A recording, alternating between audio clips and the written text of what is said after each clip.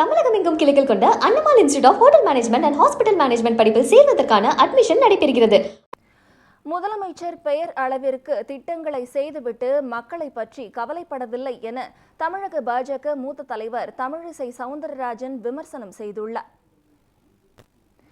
சென்னையை அடுத்த மூவரசம்பட்டியில் விநாயகர் சதுர்த்தி விழாவில் தமிழக பாஜக மூத்த தலைவர் தமிழிசை சவுந்தரராஜன் கலந்து கொண்டு சுவாமி தரிசனம் செய்தார்.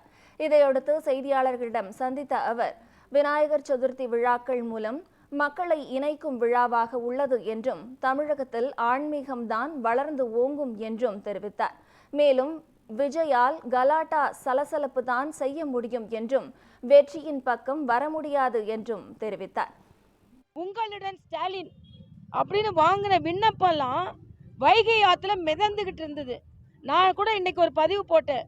உங்களுடன் ஸ்டாலின் முடிச்சுட்டு, மக்களுடன் ஸ்டாலின் முடிச்சுட்டு, தவளைகளுடன் ஸ்டாலின், மீன்களுடன் ஸ்டாலின் ஆரம்பிச்சிருக்காரோ என்னமோ. ஏன்னா தண்ணியில அங்க விண்ணப்பம்லாம் மிதந்து கொண்டு இருக்கிறது. அதனால இவங்க பேரளவுக்கு திட்டங்கள் செய்துவிட்டு அதை மக்களை பற்றி கவலைப்படாமல், அண்ணன் எடப்பாடியார் கூட சொல்லியிருக்கிறாரு, நீங்க மனு வாங்குனீங்க, எல்லாம் பூட்டி போட்டு வச்சிருக்கீங்க, எதையும் மனுவே சரி செய்யல.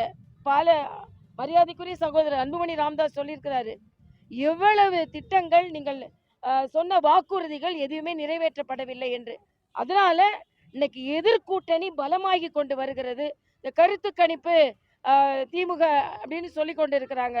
அதெல்லாம் இன்னும் 8 மாசத்துல நிச்சயமாக பாஜக அதிமுக தேசிய ஜனநாயக கூட்டணி தான் வெற்றி பெறும்.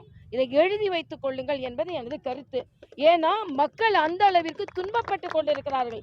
அதே மாதிரி மோடி அவர்கள் எதுவும் செய்யல சொல்லிக் கொண்டிருக்கிறார். ஆனா இன்னைக்கு பாத்தீங்கன்னா 15,000 கோடி ரூபாய் செலவுல எக்ஸ்பிரஸ் வழித்தடம் சென்னையையும் பெங்களூரையும் இணைக்க போகுது.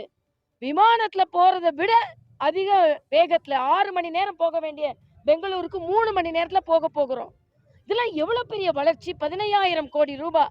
அதே மாதிரிதான் வந்தே பாரத்ல 7 வழித்தடங்கள் அதிகரிக்கப்பட்டு இருக்கிறது.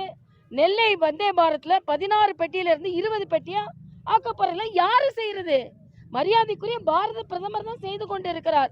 அதே மாதிரி சாலையோர வியாபாரிகளுக்கான அந்த திட்டம் இன்னும் 5 ஆண்டுகளுக்கு விரிவுபடுத்தப்பட்டு இருக்கிறது.